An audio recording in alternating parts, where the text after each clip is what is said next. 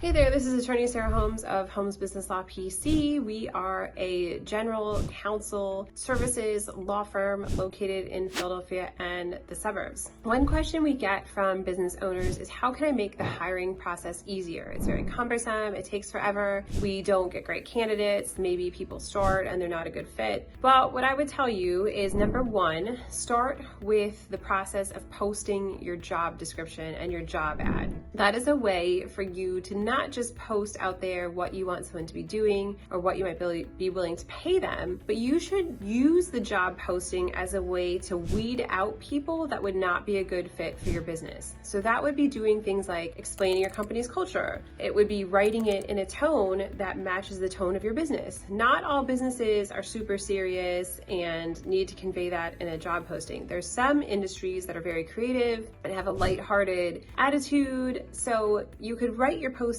that way. Don't always feel like you need to write your job postings in a very monotone, vanilla type way. You can definitely have some fun with it. The other thing you want to do is make it clear who this job is and is not for in the job description or in your posting. What do I mean by that? I mean by that if something like punctuality is really important in your office, if being in person every day is important to your office, if teamwork is really important to your office, those are things that you should say in that ad. So you could say something like, this is ideal for a candidate that is excited to show up in an office every day and collaborate with teammates. This is not the best job for you if you are introverted and don't like talking to people. That right away then might filter out people that aren't good at talking to people or aren't going to want to really be a team player and be collaborative. That's the way to do that. Also, sometimes you want to make sure that someone is applying to the job in a way that you could screen them out. So often what we do in our postings is we will say, write a cover letter. I need this information in the cover letter and tell me your favorite type of pizza toppings.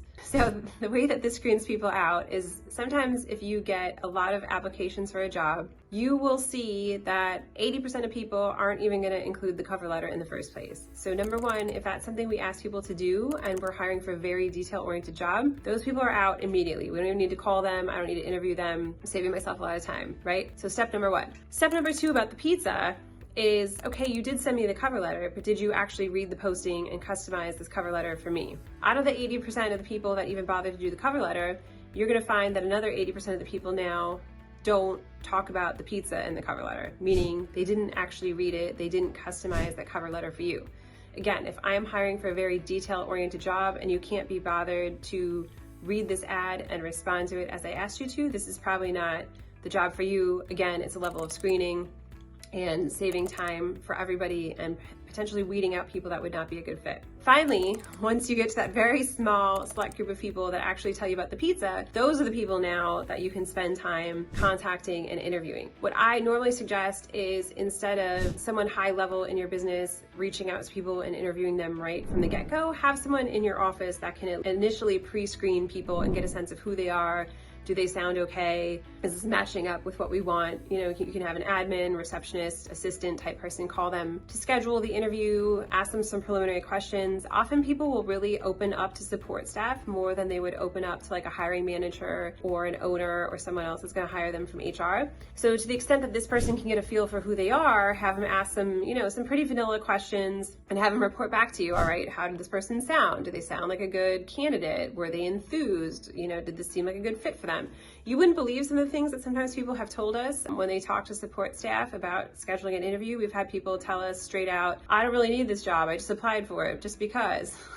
So again, not good candidates. We're not going to go forward and schedule an interview for that type of person, because again, it's going to be a waste of time, probably not a good fit, but it's another level of screening to save everybody some time and consternation for what would, you know, likely not work out further down the line. Now, once you've decided you're actually going to interview this person, set up the interviews, make sure you're doing everything legally. You're not asking illegal questions. There are a number of questions and things that you should not be talking to people about in interviews. You should not be asking them too many questions about their home life. You should not be asking people about, you know, religion. I would stay away from any questions about, you know, their children, anything like that that can be even construed as inappropriate or that you're making hiring decisions on a discriminatory basis. So if you have any questions about that, obviously you need to reach out to legal counsel. counsel to figure out what you should and should not be asking in interviews. All right, let's say you want to hire this person. The first thing you should do is send them an offer letter and then have a package of employment documents. So you have to decide if you want to have a non-compete, non-disclosure agreements, an employment handbook, and what other types of documents you may need in addition to your payroll documents, like your W-2, W-9,